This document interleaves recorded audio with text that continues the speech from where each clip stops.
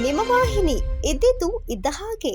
ನಾಗಮಂಗಲ ಸಾರ್ವಜನಿಕ ಆಸ್ಪತ್ರೆಯಲ್ಲಿ 83 ಲಕ್ಷ ನಕಲಿ ಬಿಲ್ ಅಕ್ರಮದ ತನಿಖೆಗೆ ಬಂದ ತನಿಖಾ ತಂಡವು ಅಕ್ರಮಕ್ಕೆ ಸಂಬಂಧಿಸಿದ ವ್ಯಕ್ತಿಯ ಜೊತೆ ಪಟ್ಟಣದ ಖಾಸಗಿ ಡಾಬಾದಲ್ಲಿ ಮಾಂಸದೂಟ ಸವಿಯುತ್ತಾ ಕುಳಿತಿರುವ ದೃಶ್ಯವು ಸಾರ್ವಜನಿಕ ವಲಯದಲ್ಲಿ ಸಾಕಷ್ಟು ಟೀಕೆಗೆ ಗುರಿಯಾಗಿತ್ತು. ಈ ಸಂಬಂಧ ಜಿಲ್ಲಾ ಆರೋಗ್ಯ ಮತ್ತು ಕುಟುಂಬ ಕಲ್ಯಾಣಾಧಿಕಾರಿಗಳಾದ ಡಾಕ್ಟರ್ ಮೋಹನ್ ರವರು ಸ್ಪಷ್ಟೀಕರಣ ನೀಡಿ ಮಾಂಸದೂಟ ಸವಿದ ಅಧಿಕಾರಿಗಳನ್ನ ಹಿಂಪಡೆದು ಆಸ್ಪತ್ರೆ ಹಗರಣ ಸಮಗ್ರ ತನಿಖೆ ನಡೆಸುವಂತೆ ನೂತನ ತಂಡವನ್ನು ರಚನೆ ಮಾಡಿ ಆದೇಶ ಹೊರಡಿಸಿದ್ದಾರೆ.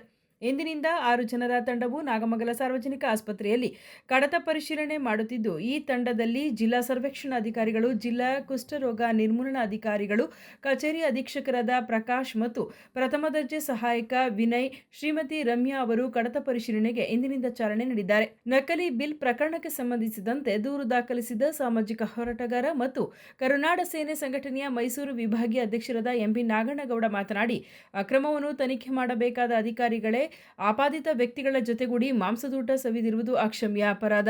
ಜಿಲ್ಲಾ ಆರೋಗ್ಯ ಅಧಿಕಾರಿಗಳು ಹೊಸ ತಂಡವನ್ನು ರಚನೆ ಮಾಡಿದ್ದು, ಈಗಲಾದರೂ ತಪ್ಪಿತಸ್ಥರು ವಿರುದ್ಧ ಸಮಗ್ರ ತನಿಖೆಯನ್ನು ನಡೆಸಿ ಕ್ರಮ ವಹಿಸಬೇಕೆಂದು ಆಗ್ರಹಿಸಿದರು.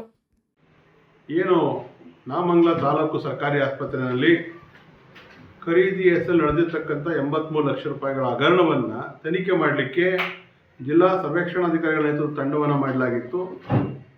ಆ ತಂಡ ತನಿಖೆ ಮಾಡೋ ಬದಲಾಗಿ ಯಾರು ಹಗರಣದ ಆರೋಪಿಗಳಿದ್ದಾರೆ, ಆರೋಪಿಗಳ ಜೊತೆ ಸೇರ್ಕೊಂಡು ಬಿರಿಯಾನಿ ತಿನ್ಕೊಂಡು ಕಾಲ ಕಳೆದಿರ್ತಂಥದ್ದು ಎಲ್ಲ ಮಾಧ್ಯಮಗಳು ಪ್ರಕಟ ಆಗಿದೆ. ಈಗ DH ಅವ್ರಿಗೆ ಕಡೆಯ ಜ್ಞಾನೋದಯ ಆಗಿ ಹೊಸ ತಂಡವನ್ನು ರಚನೆ ಮಾಡಿದ್ದಾರೆ. ಇದು ಒಂಥರ ಹಾಸ್ಯಾಸ್ಪದವಾಗಿರ್ತಕ್ಕಂಥ ಘಟನೆ. ಯಾಕಂದರೆ ತನಿಖೆಗೆ ಹೋದವರೇ ಆರೋಪಿಗಳ ಜೊತೆ ಕೈ ಜೋಡಿಸ್ಬಿಟ್ಟಿದ್ದಾರೆ ಬಹಿರಂಗವಾಗಿ.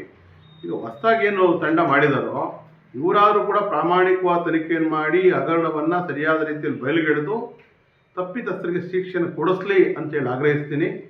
ಒಂದು ವೇಳೆ ಅವರು ಆ ಕೆಲಸ ಮಾಡದೆ ಹೋದರೆ ಈ ತನಿಖೆ ಅಧಿಕಾರಿಗಳು ಯಾರಿದ್ದಾರೆ ಅವ್ರುಗಳನ್ನು ಸೇರಿಸಿ ನಾವು ಮುಂದೆ ಪ್ರಕರಣವನ್ನು ಮನೆಯಲ್ಲಿ ತಗೊಂಡೋಗ್ಬೇಕಾಗತ್ತೆ ಅಂತೇಳಿ ಈ ಮೂಲಕ ಎಚ್ಚರಿಕೆಯನ್ನು ಕೊಡಬಯಸ್ತೀನಿ. ಸುದ್ದಿ 3 ವಾಹಿನಿಯ ಹೆಚ್ಚಿನ ಮಾಹಿತಿಗಾಗಿ ಸಬ್ಸ್ಕ್ರೈಬ್ ಆಗಿ ಹಾಗೂ ಬೆಲ್ ಬಟನ್ ಒತ್ತಿ.